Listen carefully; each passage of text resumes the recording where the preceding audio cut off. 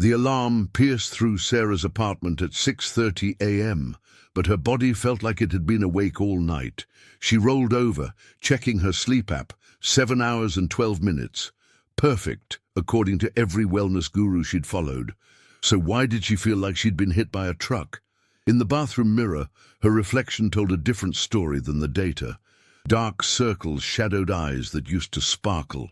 Her skin looked dull, despite the expensive serums lined up on her counter, like soldiers in a losing war against time. At 35, she was supposed to be in her prime, not dragging herself through each day in her cramped Tokyo apartment. The ceramic rice bowl sat on her kitchen counter, a relic from her grandmother's house that somehow survived 3 moves and a decade of microwave meals. Sarah barely noticed it anymore, buried beneath takeout containers and protein bar wrappers. She grabbed a granola bar and her third coffee of the morning, scrolling through Instagram while standing at her window. Below, the streets of Shibuya were already bustling.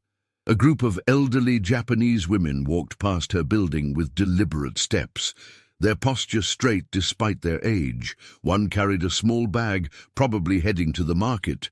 They moved with a calmness that felt foreign to Sarah's constant rush. Her phone buzzed with a text from Kenji, her Japanese co-worker. Meeting moved to 10 a.m. Have you eaten properly today? The question irritated her. Kenji always asked about food, sleep, small details that seemed insignificant compared to their demanding advertising deadlines. Yet he somehow maintained the same lean frame he'd had since she'd known him 3 years ago, while Sarah's clothes had grown progressively tighter despite her gym membership and intermittent fasting attempts. At the office, Sarah watched Kenji unpack his lunch from a compartmentalized bento box. Everything was small, precise, arranged like a painting. He ate slowly, putting down his chopsticks between bites, occasionally looking out the window instead of at his phone. "Don't you get hungry with those tiny portions?" Sarah asked, unwrapping her protein bar. Kenji smiled. "I eat until I'm satisfied, not until I'm full. There's a difference." The comment lodged in her mind like a splinter. She'd been chasing fullness her entire adult life, full schedules, full plates, full satisfaction that never quite arrived. Meanwhile, Kenji seemed content with less, yet somehow had more energy by 4 p.m. when Sarah's brain turned to fog. That evening, exhausted from another 12-hour day, Sarah stood in her kitchen, holding the ceramic rice bowl. Its weight felt substantial in her hands, the glaze smooth and worn. She remembered her grandmother using it every evening, measuring out a single serving of rice with reverent attention. For the first time in months, Sarah cooked actual rice instead of heating up convenience food. She filled the bowl, just the bowl, and sat at her small table, without her phone, without the TV, just her and the simple meal. The silence felt strange, almost uncomfortable. But as she ate slowly, she noticed things: the texture of each grain, the warmth spreading through her chest, the way her shoulders gradually relaxed away from her ears. When the bowl was empty, she felt satisfied in a way that had nothing to do with fullness. Outside her window, Tokyo hummed with its relentless energy, but for the first time in weeks, Sarah's nervous system wasn't racing to match its pace. The bowl sat empty before her, a question mark in ceramic form. If you've ever felt tired even after a full night of sleep, or frustrated with diets that don't last, tell us in the comments which part of this story feels familiar, and stay with us for the next chapters. The next morning brought the usual chaos: phone notifications, rushed coffee, the familiar tightness in Sarah's chest as she prepared for another day. But something had shifted. The memory of last night's quiet dinner lingered like a gentle echo. At lunch, she found herself studying Kenji more carefully. He sat in the same spot by the window, unwrapping his bento with the same methodical attention. Today, she noticed he kept his tea in a simple ceramic cup, sipping it slowly throughout the meal. "The tea helps with digestion," he said, catching her observation. "Cold tea before meals, warm tea after. My grandmother taught me." Sarah thought of her own digestive struggles. The bloating after large meals, the afternoon energy crashes, the way food seemed to sit heavy in her stomach for hours. She'd blamed it on stress, on getting older, on everything, except how she was actually eating. That evening, she tried brewing cold barley tea like she'd seen Kenji prepare. The ritual felt awkward at first, measuring the tea, waiting for it to steep, drinking it slowly instead of gulping down coffee. But the cool liquid seemed to awaken something in her system, a subtle alertness, different from caffeine's harsh jolt. When she sat down with her grandmother's bowl again, filled with rice and a small portion of vegetables, she noticed her body responding differently. Less urgency to finish quickly, less desire to fill the bowl to the brim. The portions that had seemed impossibly small a few days ago now felt adequate, even satisfying. "You're eating like a monk," her friend Lisa commented during their weekly video call, watching Sarah's deliberate movements through the screen. "What's next? Meditation retreats?" Sarah laughed, but the joke stung. She'd been conditioned to see restraint as punishment, smallness as deprivation. Yet the women she'd observed walking past her building each morning, all of them seemed to understand something about proportion that had eluded her. The following week, she started paying attention to other patterns in Japanese culture around her. The way people waited for the train without scrolling their phones. How convenience stores offered balanced bento boxes instead of just supersized options. The elderly man who practiced Tai Chi in the small park near her apartment, moving with grace at 70-something. On Friday evening, exhausted from a particularly brutal deadline, Sarah almost ordered takeout. Her finger hovered over the delivery app before she caught sight of the ceramic bowl.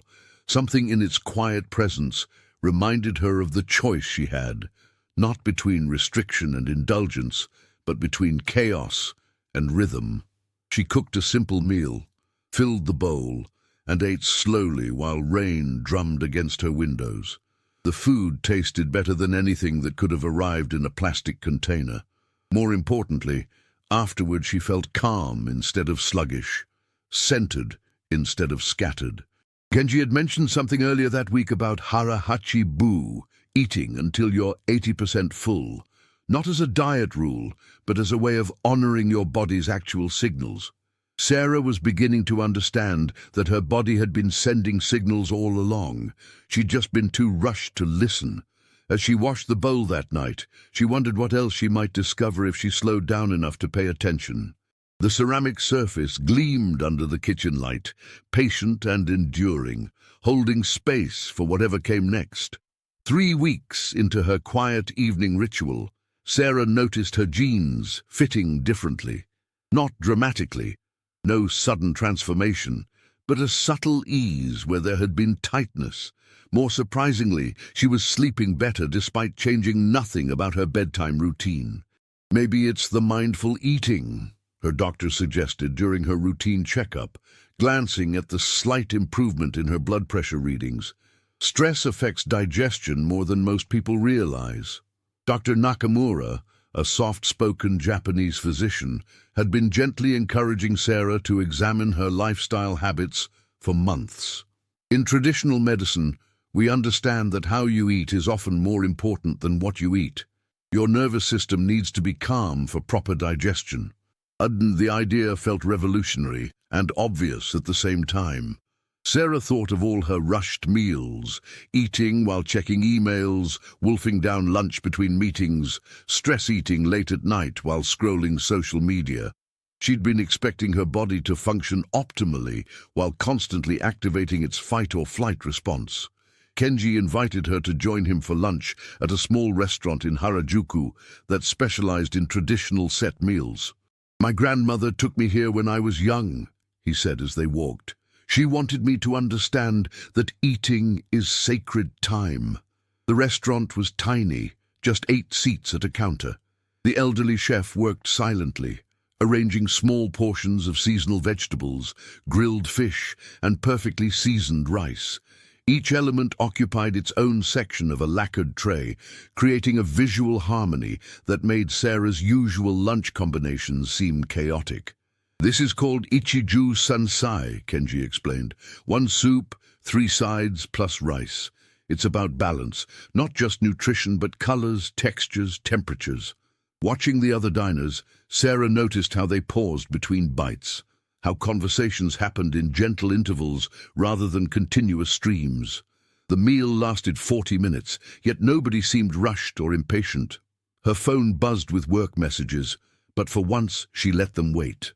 Back at the office, Sarah felt energized instead of drowsy, a stark contrast to her usual post-lunch energy crash.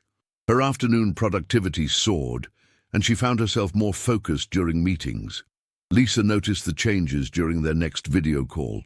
"You look different," she said, studying Sarah's face through the screen. "Less frantic. Are you taking something?" "Just eating differently," Sarah replied. "Oh God, not another fad diet. What is it this time? Keto, intermittent fasting?" Sarah tried to explain about the bowl, the slow eating, the attention to portions and rhythm, but her words sounded inadequate, almost silly when translated into diet culture language.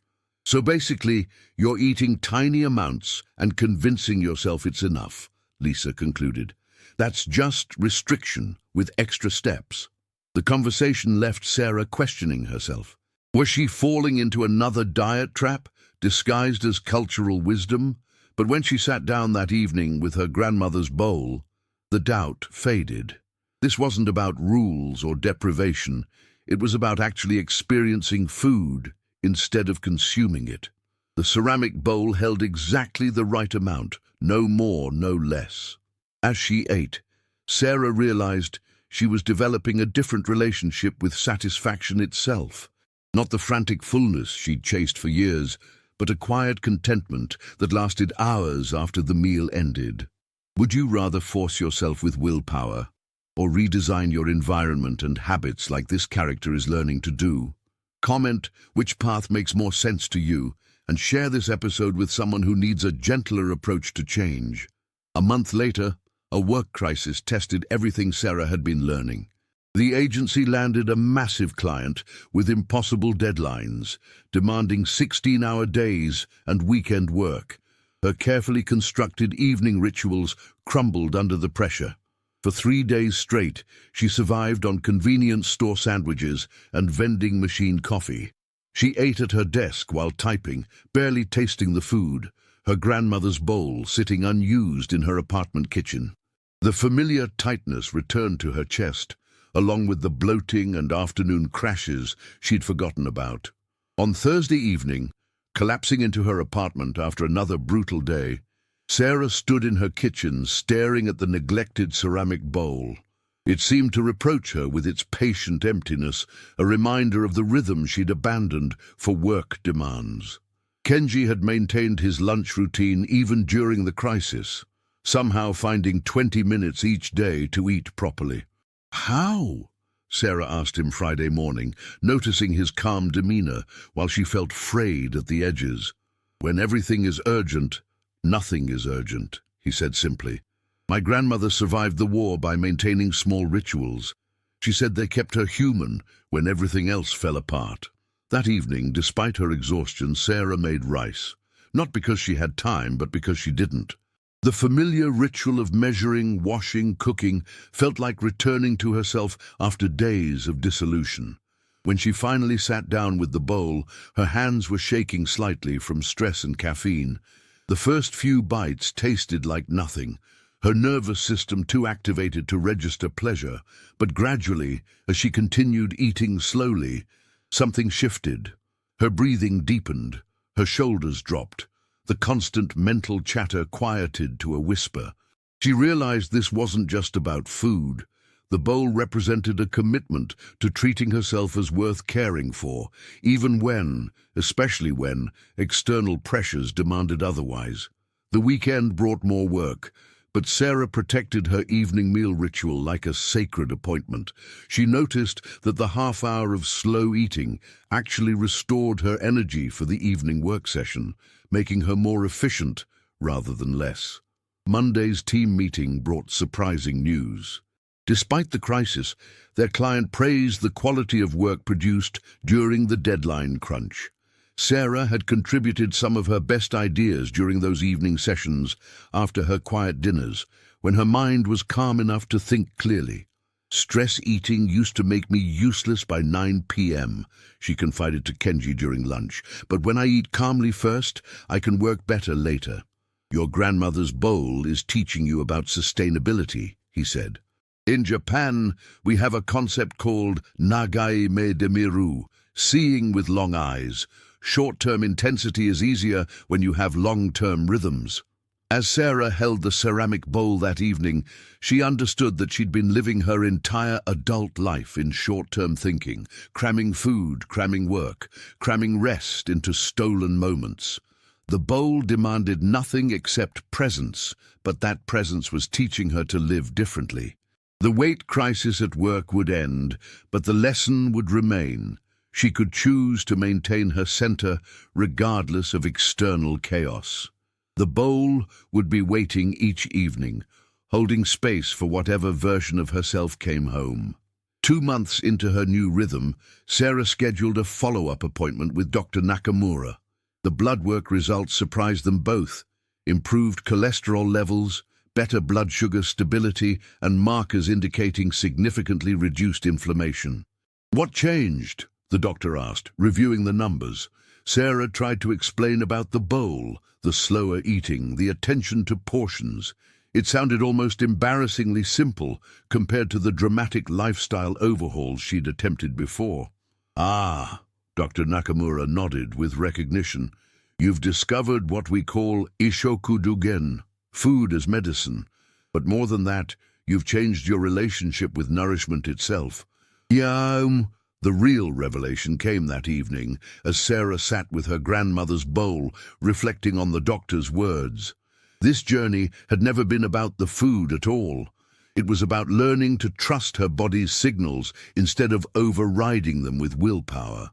For 35 years, she'd operated on the assumption that her natural instincts were wrong, that satisfaction meant she was being weak, that hunger meant failure, that tiredness meant she needed to push harder. The bowl had taught her something radical. Her body actually knew what it needed when she created the right conditions to listen. She thought about her grandmother, who had lived through rationing and scarcity, yet somehow understood abundance in a way Sarah was only beginning to grasp. The bowl wasn't about restriction, it was about boundaries that created freedom. Kenji stopped by that weekend, bringing tea and wanting to hear about her progress. As she prepared their evening meal, using the bowl to measure portions, she realized she was serving food the way her grandmother had, with attention, with respect, with love. "You've learned the secret," Kenji said, watching her deliberate movements. "It's not about the bowl or the food, it's about creating a relationship with yourself that's sustainable." The word hit her like lightning. Sustainable. Every diet, every fitness plan, every wellness routine she'd tried had been designed for short-term results. They'd all assumed she needed to fight against her natural tendencies rather than create conditions where healthy choices became effortless. "In Japan, we don't think of discipline as forcing yourself to do hard things," Kenji continued. "We think of it as designing a life where the right thing is the easy thing." Sarah looked down at the ceramic bowl in her hands. Smooth, simple, exactly the right size for nourishment without excess. It had become her anchor point, the physical reminder of a different way of being in the world. The revelation wasn't about portion control or mindful eating techniques. It was about discovering that she could trust herself when she slowed down enough to listen. That satisfaction was actually achievable when she stopped chasing fullness. That her body was an ally, not an enemy to be conquered. For the first time in years, she felt genuinely hopeful about the future. Not because she'd found another quick fix, but because she'd found a rhythm she could maintain for decades. A year later, Sarah's apartment had transformed in subtle ways. The kitchen counter, once cluttered with takeout containers and diet supplements, now held just a few essential items. The ceramic bowl, a simple tea set, and a wooden cutting board worn smooth with use. Lisa visited from New York and immediately noticed the changes. "You look," she searched for words, "settled, like you're actually living in your body instead of fighting with it." They prepared dinner together, Sarah automatically reaching for the ceramic bowl to measure portions. The gesture had become so natural she hardly noticed it, but Lisa watched with curiosity. "That little bowl feeds you enough?" Lisa asked. "More than enough," Sarah replied, and meant it. "Turns out I was eating past satisfaction for so long I'd forgotten what satisfied actually felt like." The evening meal stretched over an hour, not because they were being deliberate about it, but because conversation flowed naturally in the spaces between bites. Lisa, accustomed to eating while scrolling her phone, seemed restless at first, but gradually she relaxed into the rhythm. "This is weird," Lisa admitted, "but I actually taste the food. Like, really taste it." Sarah smiled, remembering her own initial resistance to slowing down. "Took me weeks to stop feeling guilty about wasting time on eating. And you've maintained this for a whole year?" "Maintained what?" "This is just how I eat now." Sarah realized the truth of her words as she spoke them. The practices that had once felt foreign, the careful portions, the slow pace, the attention to satisfaction, had become simply her normal way of being. Dr. Nakamura's latest tests confirmed what Sarah felt internally. Stable weight, excellent metabolic markers, and energy levels she hadn't experienced since her 20s. But the numbers mattered less than the daily experience of feeling at home in her own body. Genji had been promoted to creative director, and he often referenced Japanese concepts in their team meetings now. Kaizen, he explained to new hires. Small improvements over time, consistency over intensity. Sarah thought of that philosophy every evening as she washed her grandmother's bowl. The ceramic surface showed tiny hairline marks from years of use, evidence of countless quiet meals, of a different relationship with nourishment, of small choices accumulated into transformation. The bowl had taught her that sustainable change happened in whispers, not shouts, that the most powerful rebellion against a culture of excess might be the radical act of enough. That wisdom often came disguised as simplicity. 5 years later, when her own niece visited from the States, overwhelmed by college stress and struggling with her relationship to food, Sarah found herself passing down the same quiet practices. They sat together at the small table, eating from simple bowls, talking about satisfaction versus fullness, about rhythm versus restriction. "It's just a bowl," her niece said, turning the ceramic piece in her hands. "Yes," Sarah agreed, "and everything." Outside, Tokyo continued its relentless pace, but inside her apartment, time moved differently. Each evening meal became a small anchor point, a reminder that she could choose presence over pressure, rhythm over rush, enough over everything. The ceramic bowl sat clean and ready on the counter, patient as always, holding space for tomorrow's nourishment and whatever wisdom it might bring. If this story reminded you that real transformation comes from small habits repeated over time, not from overnight fixes, subscribe to the channel, tell us which country you watch from, and invite someone to start this journey with you in the next story.